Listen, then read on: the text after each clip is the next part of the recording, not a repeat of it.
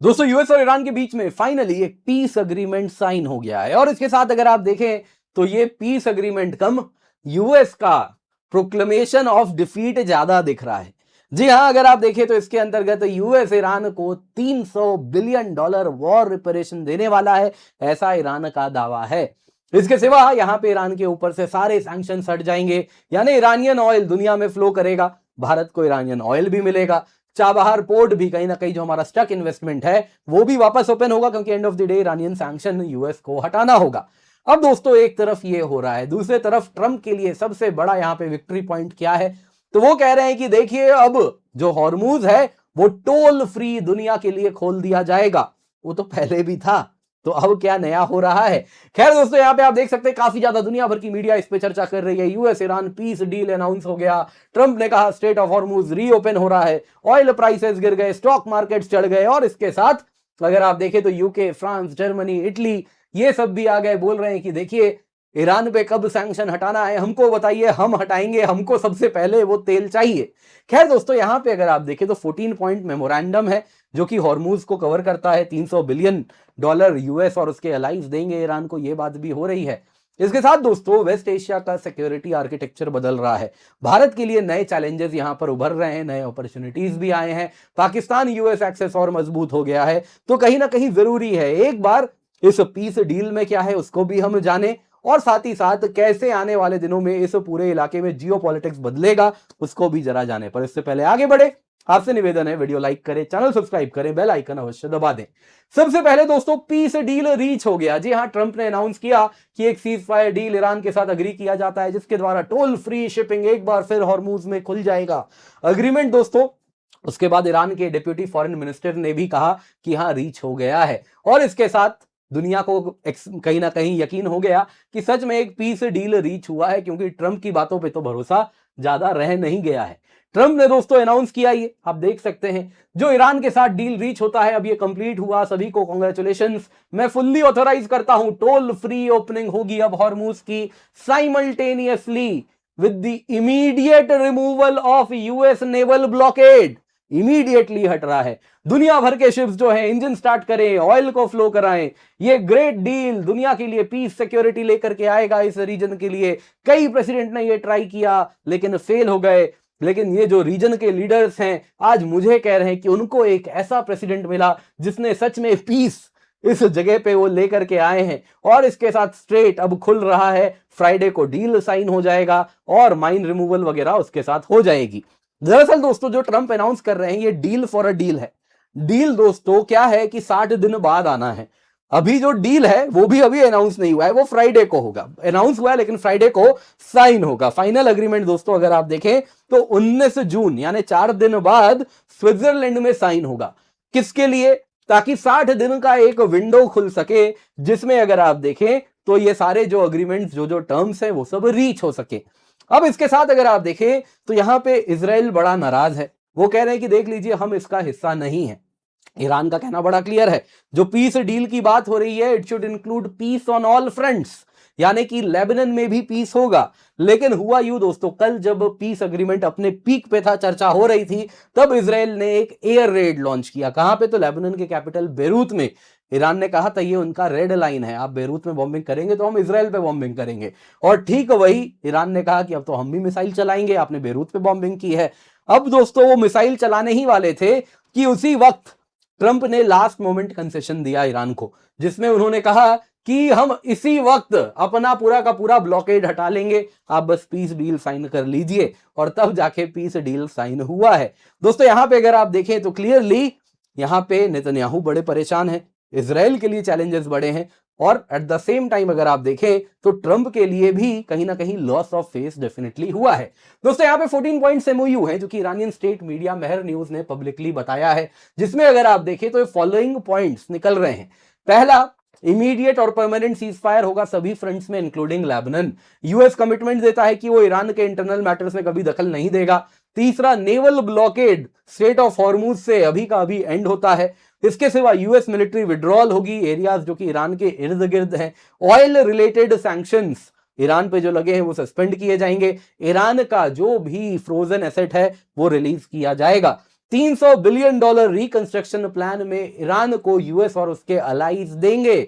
War reparation की बात हो रही है। As a matter of fact reports आ रहे हैं कि यूएई से ऑलरेडी प्लेन भर भर के कैश जा रहा है। आज वापस से ये रिपोर्ट आया है। इससे पहले जब रिपोर्ट आया तो यूएई ने कहा था नहीं नहीं ऐसा कुछ नहीं हुआ है, लेकिन आज वापस ये रिपोर्ट आया है। जो ट्रंप एक समय में ओबामा के लिए कहा करते थे कि जेसीपीओए साइन किया था तो plane load of cash Iran को हमने दिया था, आज वही काम ट्रंप भी कर रहे हैं। ऐसे भी रिपोर्ट्स आने शुरू हो गए हैं। खैर दोस्तों, यहां पे अगर आप देखें तो ईरान के सुप्रीम नेशनल सिक्योरिटी काउंसिल की तरफ से ऑफिशियल स्टेटमेंट आया है, जो कि अगर आप देखें तो कुछ इस प्रकार है कि ईरान ने कंप्लीट कर लिया है अपना अमेरिकन ज़ायनिस्ट एनिमी के ऊपर सक्सेस और नेवल ब्लॉकेड इसके साथ इमीडिएटली लिफ्ट किया जाता है। दोस्तों यहां पे अगर आप देखें तो जो E4 नेशंस हैं, यूरोप के 4 देश यूके, फ्रांस, जर्मनी, इटली, मुंह बाए बैठे हैं कि कब उनको ईरानियन ऑयल मिले। कारण क्या है? उनका ट्रेडिशनल एनर्जी सप्लायर रशिया रहा है, रशिया के ऊपर सैंक्शन लगा दिया है, तो कहां से ले एनर्जी? तो एक नया प्लेयर आएगा तो सबसे पहले वो बैठे हुए कि हमको ऑयल दो। वो कह रहे हैं कि हम सैंक्शन हटा देंगे क्योंकि ईरान ने जो कदम उठाया है न्यूक्लियर प्रोग्राम पे, उसके साथ हम इसको कहीं ना कहीं ऑयल सबसे पहले हम लेंगे। अब दोस्तों इसके मायने क्या है? देखिए, अगर आप यहां पे नितिन गोखले जी की बात सुने, जो कि जाने माने डिफेंस एक्सपर्ट हैं, तो वो कह रहे हैं कि अगर आप ये एमओयू के टर्म्स पढ़ें तो एक चीज क्लियरली दिख रही कि ईरान हालांकि इकोनॉमिकली कमजोर है, मिलिटरीली अगर आप देखें तो काफी ज्यादा डिग्रेडेड स्टेट था, उसके बावजूद भी वो एक विनर बन के उभरा। उसके ऊपर यूएस और इजराइल दोनों ने चढ़ाई की, लेकिन दोनों को उसने रिपेल किया और इसके बाद इस वॉर से वो निकल रहा है चीजों को लेके, न कि दे के। ये बता रहा है कि जो रियलिटीज ऑफ ज्योग्राफी हैं उसको केवल military might, economic might say आप सप्रेस नहीं कर सकते। आज देखें तो ईरान कह रहा है कि रिपेरेशंस मिलेंगे, उसको वॉर डैमेज क्लेम कर रहा है, उसके एसेट्स अनफ्रीज किए जाएंगे। हालांकि नंबर्स अलग अलग आ रहे हैं, लेकिन ये रिपोर्ट्स आ रहे हैं, ये दिखा रहा है कि क्लियरली ईरान मजबूत हुआ है। हिजबुल्लाह आज भी लेबनान में है, यानी ईरान के प्रॉक्सीज भी उसके साथ खड़े हैं, उसको वो भी त्यागना नहीं पड़ रहा है। तो ईरान के लिए ओवरऑल तो अगर आप देखें तो ये जीत है। वहीं यूएस की बात करें तो यूएस प्रेसिडेंट ट्रंप बड़े डेस्परेट थे कि अब समय आ गया है जब अपने लॉसेस कट किए जाएं।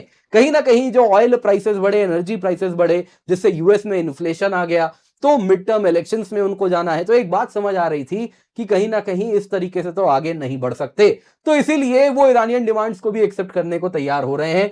क्लियरली यूएस के लिए यहां पे लॉस ऑफ फेस डेफिनेटली हुआ है, इसमें कोई दो मत है ही नहीं। ईरान की बात करें तो ठीक है, ओवरऑल इजराइल की बात करें तो ठीक है, ओवरऑल जैसा पहले था अब उसका दुश्मन और मजबूत हो गया है। वहीं इजराइल के डोमेस्टिक पॉलिटिक्स में अगर आप नेतन्याहू की बात करें तो उनके लिए समस्या बढ़ गई है, उनके खिलाफ अब अपोजिशन काफी जोर शोर से खड़ी हो गई है। वहीं अगर आप देखें तो ओवरऑल ये पूरा का पूरा पीस डील कतर ने, न कि पाकिस्तान ने इसको चलाया। ब्रेक थ्रू फाइनली कतर ने अचीव कराया, मीडिएशन उसने किया, लेकिन उसके बावजूद भी पाकिस्तान यूएस एक्सेस मजबूत हुआ है। वही भारत की बात करें तो हमारे लिए वैसे तो शॉर्ट टर्म में काफी बड़ा रिलीफ है कि हॉर्मूज खुल गया, एनर्जी सप्लाईज आएंगे, फर्टिलाइजर, बाकी चीजें आएंगी, हमारे मरीनर्स जो वहां हैं उनके ऊपर खतरा कम होगा। At the same time Iran का भी ऑयल आएगा, चाबहार पे जो सैंक्शन है वो हटेगा, तो हमारे लिए काफी चीजें हैं यहाँ पे। लेकिन वेस्ट एशिया का सिक्योरिटी आर्किटेक्चर बदल रहा है, ईरान एक बड़ा शक्तिशाली देश बनकर यहाँ पे उभरने वाला है। वहीं भारत और यूएस के रिश्ते में कटुता आई है, यूएस पाकिस्तान वहीं देखे तो वो करीब हुए हैं, तो हमारे लिए भी नए अपॉर्चुनिटीज एज वेल एज नए चैलेंजेस आ रहे हैं। तो आइए जरा भारत के लिए देखते हैं। सबसे पहले दोस्तों एनर्जी सिक्योरिटी की बात करें तो हॉर्मूज खुल रहा है, तो सप्लाई जो कंसर्न्स था एनर्जी का वो कहीं ना कहीं कम हो रहा है। पोटेंशियली अगर आप देखें तो ईरानियन क्रूड इंपोर्ट्स भारत के अब इंक्रीज होंगे। पहले भी हम ईरानियन ऑयल लिया करते थे प्री सैंक्शन टाइम्स में, तो उस तरफ आगे बढ़ पाएंगे। इससे क्या होगा? ग्लोबली ऑयल प्राइसेस कम होंगे। ईरान का डिस्काउंटेड ऑयल पहले केवल चाइना लेता था, अब दुनिया के पास उसका ऑयल जाएगा। ओवरऑल अगर आप देखिए ऑयल प्राइसेस कम होंगे तो इन्फ्लेशन कम होगा, फ्यूल सब्सिडी कम होगी, सरकार के लिए जो करंट अकाउंट डेफिसिट का प्रेशर बढ़ रहा था वो कम होगा। वैसे ही अगर आप देखें सब्सिडी बर्डन कम होगा तो फिस्कल डेफिसिट कम होगा, तो हमारे लिए तो बड़ा फायदेमंद है। At the same time Chabahar port की बात करें तो बड़ी अपॉर्चुनिटी है वहां पे, सैंक्शन रिस्क नहीं रहेगा तो प्रोजेक्ट की वायबिलिटी होगी। जो आईएनएसटीसी कॉरिडोर हम चाबहार के थ्रू लेके जाना चाहते हैं, सेंट्रल एशिया कनेक्ट करना चाहते हैं, रशिया तक जाना चाहते हैं, तो ये लैंड कॉरिडोर हमारा और मजबूत होगा।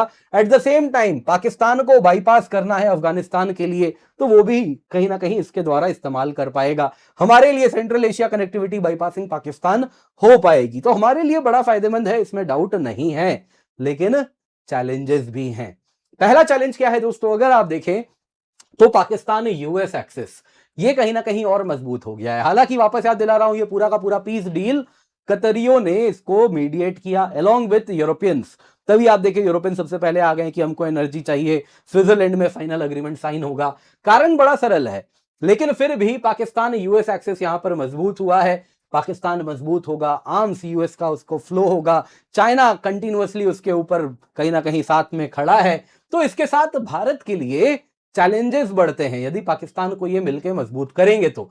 वहीं यूएस इंडिया रिलेशंस अगर आप देखें तो उनमें कटुता बढ़ गई है। ऑपरेशन सिंदूर से जो कटुता बढ़नी शुरू हुई है, उसके बाद ट्रेड वॉर से लेके अब तक अगर आप देखें तो कहीं ना कहीं कटुता और ज्यादा बढ़ी है। अभी कल परसों जो इंसिडेंट हुआ, जो यूएस सेक्रेटरी ऑफ स्टेट जिस प्रकार की बात कर रहे हैं भारत के सेलर्स को मारने के बाद, वो कटुता और बढ़ा रहा है। तो क्लियरली दोस्तों भारत और यूएस दूर जा रहे हैं। वहीं इजराइल की बात करें तो नेतन्याहू दोस्तों डोमेस्टिक हीट फेस कर रहे हैं, ये इजराइल के अपोजिशन लीडर लिख रहे हैं। हमें अभी भी उम्मीद है कि जो रिपोर्ट्स आ रहे हैं ईरान के साथ अग्रीमेंट को लेकर वो सच्चे नहीं होंगे, लेकिन ये बहुत शॉकिंग फेलियर है इजराइल की फॉरेन पॉलिसी और सिक्योरिटी पॉलिसी की, और इसके लिए केवल और केवल नेतन्याहू जिम्मेदार हैं। दोस्तों इजराइल एज अ नेशन भी आप देखें तो उसका प्राइम एडवर्सरी ईरान है। वो ईरान जो कि अब तक पराया था, वो कहीं ना कहीं मेन स्ट्रीम इकोनॉमी का हिस्सा बनने जा रहा है, तो उनका दुश्मन भी मजबूत हो रहा है। तो इंडिया के लिए भी दोस्तों यहां पे एक चैलेंज ये होगा कि हम कैसे इजराइल ईरान बैलेंसिंग करेंगे। अब तक तो हम कर ले रहे थे, इजराइल को ज्यादा प्रायोरिटी देते थे, लेकिन अब ईरान भी रिसर्जेंस हुआ है उसका, वो भी मजबूत हुआ है, तो वो भी अब भारत से ज्यादा डिमांड करने वाला है। तो उसमें हम कैसे बैलेंसिंग करेंगे। Overall West Asian security architecture अगर आप देखें तो वो हिल गया है, किसी को भी यूएस सिक्योरिटी अम्ब्रेला पे भरोसा नहीं रहा है। नतीजा अगर आप देखें तो वेस्ट एशियन कंट्रीज नए पार्टनर्स ढूंढ रहे हैं। ऑलरेडी अगर आप सऊदी अरेबिया की बात करें तो आप देख सकते हैं वो यूक्रेनियंस को ले आए, यूएस बड़ा नाराज हुआ। यूक्रेन सऊदी अरेबिया ने जो डिफेंस डील साइन किया, यूएस ने कहा कि हम कीव का एड कट करेंगे और ये सारी बातें होने लगी। तो बाद में यूएस ने सऊदी से पूछा भी आपने क्यों किया ऐसा, यूक्रेन के साथ क्यों डिफेंस डील किया बिना हमसे पूछे। तो इस पे अगर आप देखें तो सऊदियों ने यही कहा कि आपके प्रेसिडेंट ही तो बोल रहे थे कि जो हमारे एमबीएस हैं उनके पास कोई ऑप्शन नहीं है एक्सेप्ट किसिंग माई स्टार स्टार स्टार। तो हमने दिखा दिया हमारे पास ऑप्शन है, यूक्रेन तो फिर भी यूक्रेन है, कल को चाइना हो तो ज्यादा चौंकिएगा मत। तो इस प्रकार से पूरा का पूरा सिक्योरिटी आर्किटेक्चर इस इलाके का, हमारे नेबरहुड का बदलने वाला है। तो उसमें हमारे लिए नए अपॉर्चुनिटीज भी हैं, नए चैलेंजेस भी हैं, क्योंकि नए प्लेयर्स भी यहां पर आएंगे। तो बहुत सारे यहां पर हमारे लिए भी इश्यूज डेवलप होने वाले हैं। ओवरऑल देखिए दोस्तों अभी तो क्या है, ये जो पीस डील है ये deal to get a deal है। अभी तो डील आया नहीं है, 60 डे फ्रेमवर्क है, बड़ा ही डेंजरस कॉकटेल है। अगर आप देखें जिसमें ट्रंप है, ईरान है, नेतन्याहू है, तो बड़ा डेंजरस है। इसमें क्या सच में डील होगा या 60 दिन बाद फिर वही वापस प्रॉब्लम्स वापस शुरू होंगे? क्या ये बस समय बाई किया जा रहा है? बहुत सारे सवाल यहां पर उभर भी रहे हैं, लेकिन एज ऑफ नाउ जो टर्म्स हैं उससे तो यही दिख रहा है कि ट्रंप ये वॉर हारे हैं, ईरान ये वॉर जीता है। उम्मीद करता हूं दोस्तों आपको वीडियो पसंद आई होगी, लाइक जरूर कीजिएगा। इसके सिवा आपके लिए यूपीएससी बैचेस हम लेकर के आए हैं 2027 के लिए, हिंदी इंग्लिश बाइलिंगुअल बैच है, आप निश्चिंत होकर जुड़ सकते हैं। कंप्लीट प्रीलिम्स मेंस प्रिपरेशन आपकी यहां पर हो रही है, प्रीलिम्स मेंस टेस्ट सीरीज भी आपको मिलता है, आप निश्चिंत होकर जुड़ सकते हैं। 2028-29 के लिए भी बैचेस हैं हिंदी में बाइलिंगुअल में, आप जुड़ सकते हैं। यूज दी कोड KC10 ताकि आपको मैक्सिमम डिस्काउंट मिले। कुछ भी आपके मन में सवाल है तो इस नंबर पे आप कॉल कर सकते हैं ताकि आपको मैक्सिमम डिस्काउंट मिले। Use the code KC10।